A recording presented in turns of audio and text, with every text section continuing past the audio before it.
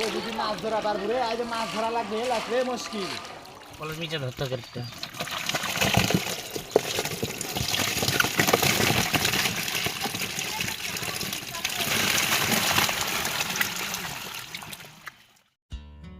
প্রিয় দর্শক, দেশ ও দেশের বাইরে থেকে যে যেখান থেকে আজকে আমার প্রতিবেদনটি দেখছেন, আশা করি সকলে ভালো আছেন, সুস্থ আছেন। তো প্রিয় দর্শক, আমি মূলত আমার শিং মাছের পুকুরের প্রতিবেদন আপনাদের মাঝে তুলে ধরব। এই যে পুকুরটা দেখতে পাচ্ছেন, আনুমানিক 12 থেকে 13% পুকুর। এখানে আজকে আমি এই পুকুরের মাছ হারভেস্টিং করলাম। আসলে কি পরিমাণ মাছ হইলো, কেন হারভেস্টিং করলাম, এই পুরো বিষয়টি আপনাদের মাঝে তুলে ধরব প্রিয় দর্শক। তো আজকে আমার প্রতিবেদনের মূল বিষয়টা হচ্ছে যে আসলে শিং মাছ চাষ করতে গেলে যে ঝুঁকি আপনার রয়েছে এবং শিং মাছ চাষ করতে গেলে যে বিষয়গুলো অ্যাভয়েড করলে বা না মানলে আপনি ক্ষতিগ্রস্ত হতে পারেন, এটা আমার প্রতিবেদনের মূল অংশ।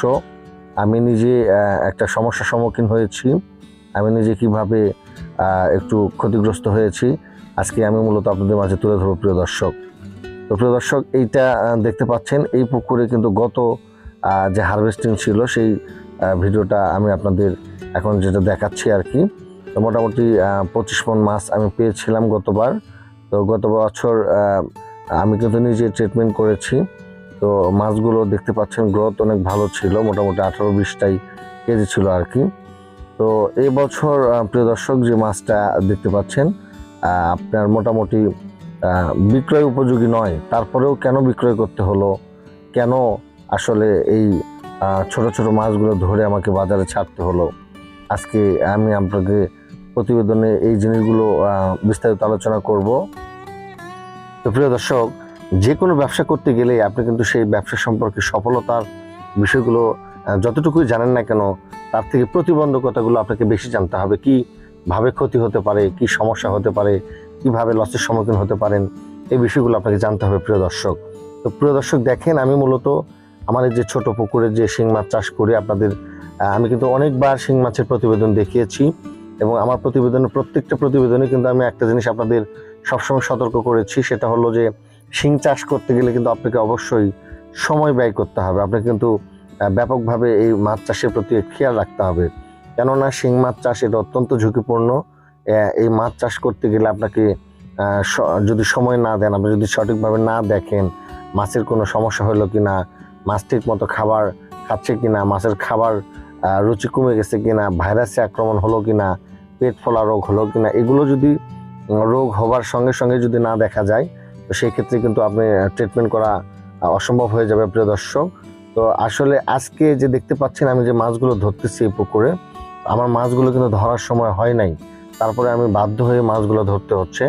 তো আমি যে সমস্যাটা আমার পুকুরে হয়েছে প্রিয় দর্শক, সেটা হলো যে আপনারা জানেন কিন্তু আমি পেশায় একজন স্কুল শিক্ষক। আমার কিন্তু একটা প্রাইভেট স্কুল রয়েছে, বর্ণমালা মাল্টিমিডিয়া একাডেমি।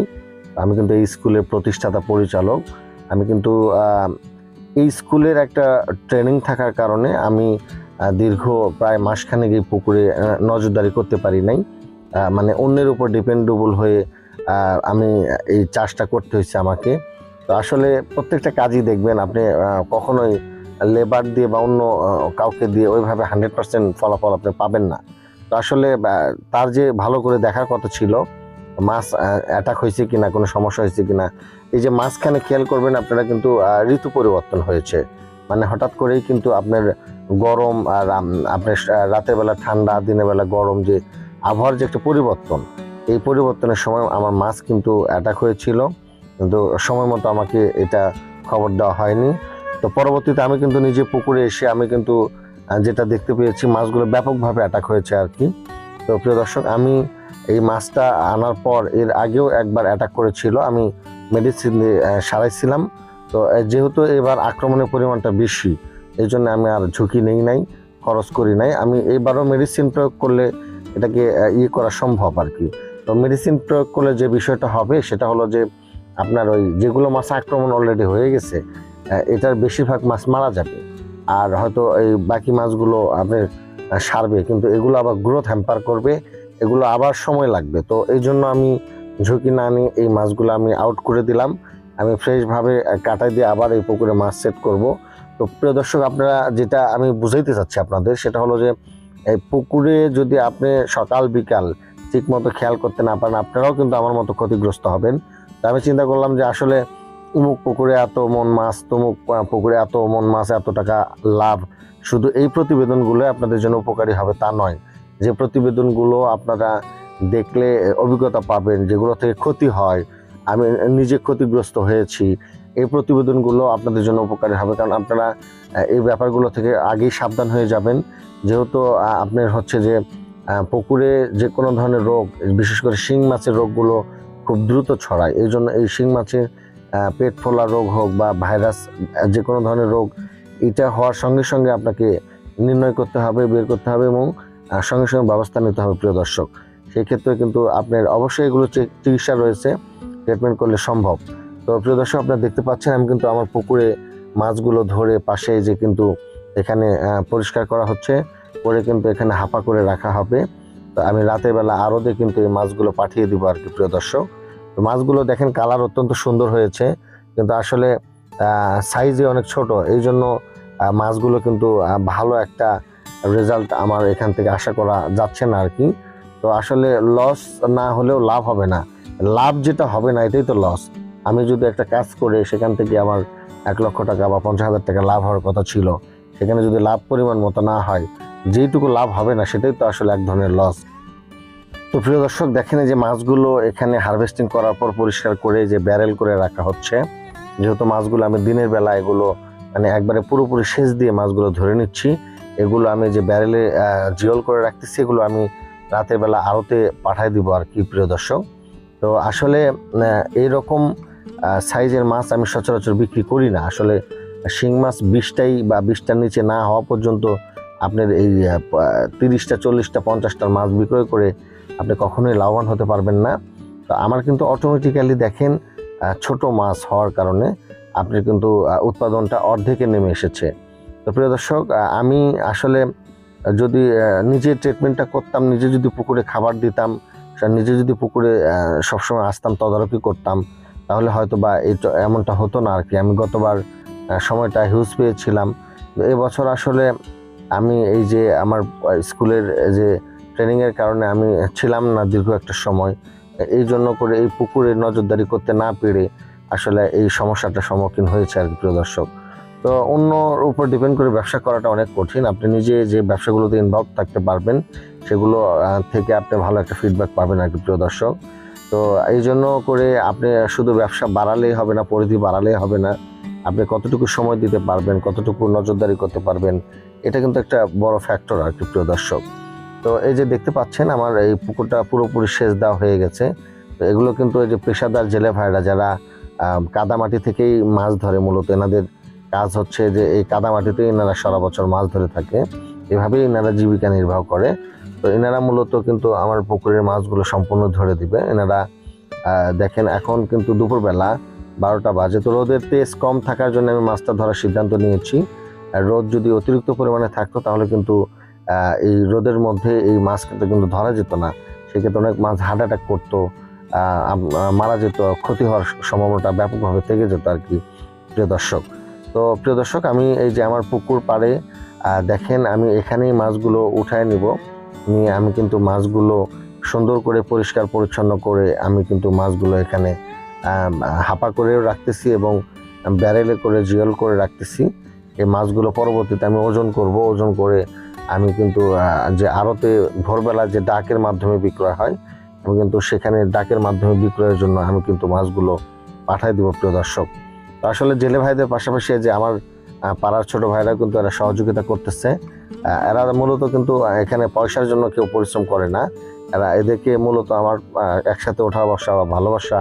তো এদেরকে আমি কিন্তু দেখা যাচ্ছে যে একটা খিচুড়ি বা পোলাও খাওয়ানোর ব্যবস্থা করলে এরা কিন্তু অনেক খুশি। তো প্রিয় দর্শক, এখন মূল ব্যাপারটা হচ্ছে যারা শিং মাছ চাষ করতে চাচ্ছেন তারা অবশ্যই জেনে বুঝে চাষ করেন। আর শুধু বড় বড় সফলতার গল্প দেখলে হবে না, এই সফলতার গল্পের পিছনে কিন্তু অনেকগুলো যে ইতিহাসগুলো রয়েছে এগুলো আপনাকে জানতে হবে। আমি কিন্তু আরেকটা পুকুরে আমার বাড়ির পাশেই, এটা একটু দূরে আমার বাড়ি থেকে, আমার বাড়ির পাশে যে পুকুরে আমি কিন্তু শিং মাছ দিয়েছি 75,000। তো সেখানে কিন্তু এখন পর্যন্ত কোনো ভাইরাস কোনো কিছু হয় নাই।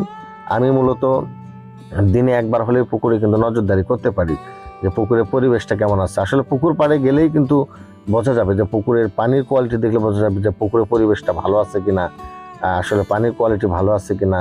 তো প্রিয় দর্শক, ওই পুকুরটা মোটামুটি মাছগুলো এখন পর্যন্ত কিছু হয় নাই, ভালো আছে আর কি। শিং মাছ ঝুঁকিপূর্ণ, এটা অ্যাক্সিডেন্ট হতেই পারে, এখানে হতাশ হওয়ার কিছু নেই। আসলে এই ঝুঁকির দেখে, এই সমস্যা দেখে যে আপনি শিং মাছ চাষ করবেন না, এটা কিন্তু ঠিক না। তো আসলে আপনাকে সিস্টেমেটিক জায়গায় ঠিক থাকতে হবে, সঠিকভাবে নজরদারি করতে হবে, আর সঠিকভাবে মেডিসিনগুলো প্রয়োগ করতে হবে, তাহলেই ক্ষতি হওয়ার কোনো চান্স নেই। তারপরেও যদি অ্যাক্সিডেন্ট হয়, আমি মনে করি এটা ঈশ্বর প্রদত্ত, এখানে আসলে করার কিছু নেই। তো এই জন্য করে আমি আপনাদের বলবো যে মাছগুলো দেখেন, তারপরেও কিন্তু অনেকটা ভালো একটা উৎপাদন হয়েছে, কিন্তু আমি আশানুরূপ লাভ করতে পারি নাই। মোটামুটি আমি ধারণা করতেছি 15-16 মণ মাছ এখানে হতে পারে আর কি প্রিয় দর্শক। তো আমার যেখানে 25 মণ গত বছর হয়েছিল, এই বছর আসলে অ্যাক্সিডেন্টের জন্য যে 10 মণ বা 8 মণ মাছ কম উৎপাদন হলো, তার আগেই আমাকে বিক্রয় করে দিতে হলো, খাওয়াইতে পারলাম না। মাছগুলো আরও নার্সিং করার কথা ছিল, আমি আরও 1-1.5 মাস নার্সিং করার পর বিক্রয় করতাম, সেটা করতে পারলাম না। এই জন্য করে আমি কিন্তু আসলে এই পুকুর থেকে খুব একটা লাভবান হতে পারি নাই। তো আমি আপনাদের কিন্তু প্রিয় দর্শক, যে সমস্যাটা হয়েছে, যে অসুবিধার সম্মুখীন হচ্ছে, সেটাই তুলে ধরলাম যাতে আপনাদের জন্য উপকার হয়। তো এই যে দেখেন, এইটা কিন্তু অন্য একটা পুকুরের মাছ, একটা ছোট পুকুরের মাছ, আমি আপনাদের এর আগে দেখিয়েছি আর কি। অনলি 4 শতক একটা পুকুরের মাছ। কিন্তু দেখেন, এই মাছটাও আমার বাড়ির পাশে, দেখেন কত সুন্দর কোয়ালিটি, আর কালার কত সুন্দর প্রিয় দর্শক। তো মূলত আসলে পরিশেষে আমি বলবো, প্রথমে আপনারা আমার এই সমস্যা দেখে ভয় পায়েন না। এইরকম করে যদি আপনি ছোট পুকুরে নিয়ম মাফিকভাবে যত্ন সহকারে নজরদারি করে মেডিসিন প্রয়োগ করে চাষ করেন, তাহলে কিন্তু এইরকম উৎপাদন হওয়া সম্ভব, ক্ষতি না হওয়ার সম্ভাবনা অনেক বেশি। আর যদি আপনি ব্যস্ত হন অন্য পারপাসে, যদি আপনি সময় না দিতে পারেন, পুকুরে যদি আপনি নজরদারি না করতে পারেন, তাহলে চাষ করার দরকার নেই প্রিয় দর্শক। এটা কিন্তু একজন স্কুল ছাত্রের একটা এই প্রজেক্ট আর কি, আমার বাড়ির পাশে। আমি নিজে সাজেস্ট করেছি, আমার সাজেশনে মাছগুলো চাষ করেছে। তো আসলে এই মাছগুলো আমি আপনাদেরকে উৎসাহ দিতে চাচ্ছি, ছোট ছোট পুকুরে যেটা সিস্টেম, যেটা নিয়ম, এইভাবে আপনারা করেন, চাষাবাদ করেন। এবং আমার রিকোয়েস্ট থাকবে, অন্তত দিনে অন্তত 1-2 বার হলেও আপনার পুকুরে কিন্তু যেতে হবে। মাছের কোনো সমস্যা হলো কিনা, কোনো অসুবিধা হলো কিনা, এগুলো কিন্তু আপনার নজর রাখতে হবে প্রিয় দর্শক। তো 3 শতক 4 শতক জায়গা থেকে যদি এরকম একটা উৎপাদন করা যায়, তাহলে আপনি আসলে কেন করবেন না, কেন আপনি ভয় পাবেন? অ্যাক্সিডেন্ট হতে পারে, মাছ চাষ করতে গেলে আপনি 3 পুকুরে করেছেন, একটাতে সমস্যা হতে পারে প্রিয় দর্শক। তাই বলে সেটার জন্য আপনি টোটালি বাদ দিয়ে দিবেন, এটা কিন্তু আসলে ঠিক না। এই জন্য আমি আপনাদের বলবো যে এই ছোট পুকুরেও যদি এরকম চাষাবাদ করা যায়, আপনারাও পারবেন, আপনারাও শুরু করেন। তবে যদি নজরদারি না করেন, আমার মতো ক্ষতিগ্রস্ত হবেন। আমি যেহেতু একটা মানে গ্যাপ হয়ে গেছিল, সেই গ্যাপের ফলাফল হিসেবে কিন্তু আমি ওটা পেয়েছি। আমি মাছগুলোকে আরও পরিচর্যা করতে পারলাম না, অল্প সময়ে বিক্রয় করে দিতে হলো, ফলে আমি খুব একটা লাভবান হতে পারলাম না। তারপরে শুকরিয়া, আমার আরেকটা পুকুরে মোটামুটি একটা ভালো হারভেস্টিং হবে আমি আশা করতেছি। আপনারা সবাই আমার জন্য দোয়া করবেন। ব্যবসা মাত্রই লস থাকবেই, ঝুঁকি থাকবেই, এগুলো অতিক্রান্ত করেই আপনি কিন্তু সফলতার দ্বার প্রান্তে পৌঁছতে হবে প্রিয় দর্শক। তো প্রিয় দর্শক, এই যে ছোট পুকুরে যে চাষ আপনাকে মাছগুলো দেখালাম আমি, তো আপনার বাড়ির আশেপাশে এরকম ছোট ছোট পুকুরে আপনারা শিং মাছ চাষ শুরু করেন। তো সবার জন্য, আপনাদের জন্য শুভকামনা রইল। কেউ হতাশ হবেন না।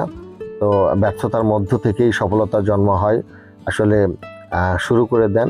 তবে আমি বলবো যে আপনারা নিয়ম মাফিকভাবে যত্ন সহকারে শুরু করেন প্রিয় দর্শক, অবশ্যই অবশ্যই একদিন সফলতা আপনাদের কাছে ধরা দিতে বাধ্য। প্রিয় দর্শক, আমার ভিডিওটি ভালো লাগলে আমার চ্যানেলটি সাবস্ক্রাইব করবেন।